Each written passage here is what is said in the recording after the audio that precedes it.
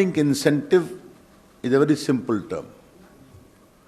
Come to India, invest in India, set up your factory, manufacture, produce, export outside and earn incentive.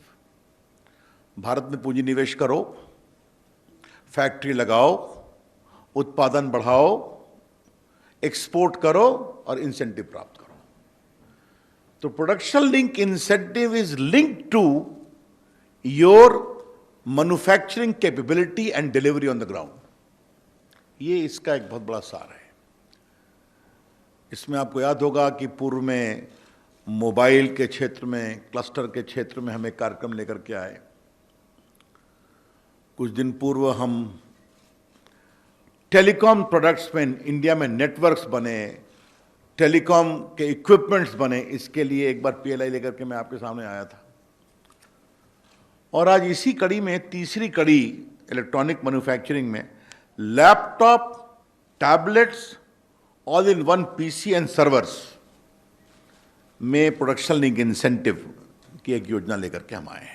The production link incentive for mobile phone and components, which was announced in April during the height of COVID, delivered production worth 35,000 crores, jobs to 22,500 crores, and about 1,300 crores of investment by them.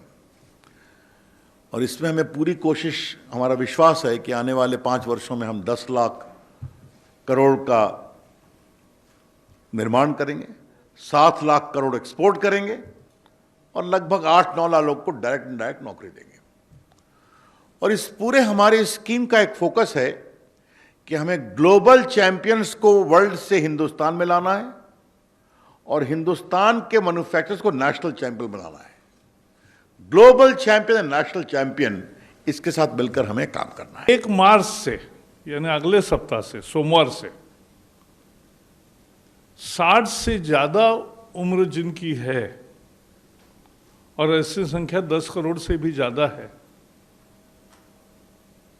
ऐसे सभी लोगों को, और 45 से ज्यादा उम्र जिनकी है लेकिन जिनको कोमॉर्बिडिटी है, कोई ना कोई दूसरी बीमारी है, ऐसे 45 से ज्यादा उम्र वाले लोगों को भी 1 मार्च से टीकाकरण किया जाएगा.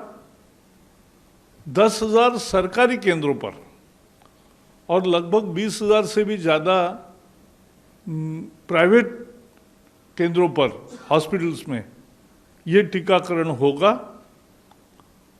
और उसमें सबसे बड़ा फैसला ये है कि जो 10,000 सरकारी केंद्रों पर जाकर टीका लगवाएंगे, कोई भी हो, उसको मुफ्त टीका लगेगा. सरकारी हॉस्पिटल में मुफ्त लगेगा, सरकारी केंद्रों पर. और प्राइवेट में जो लेंगे उनको अर्थात उसका शुल्क देना पड़ेगा. और वो शुल्क कितना होगा, कितनी फीस होगी, तो स्वास्थ्य विभाग 2-3 दिन में उसके बारे में घोषणा करेगा. अभी सभी संबंधित उत्पादक, हॉस्पिटल्स, इनसे चर्चा करके ये भारत सरकार 10,000 सरकारी केंद्रों पर 45 से उम्र के ऊपर जिनको कोई दूसरी बीमारी भी है और 60 के ऊपर कोई भी है, कोई बीमारी नहीं है तो भी उनको ये टीकाकरण 1 मार्च से शुरू होगा, सोमवार.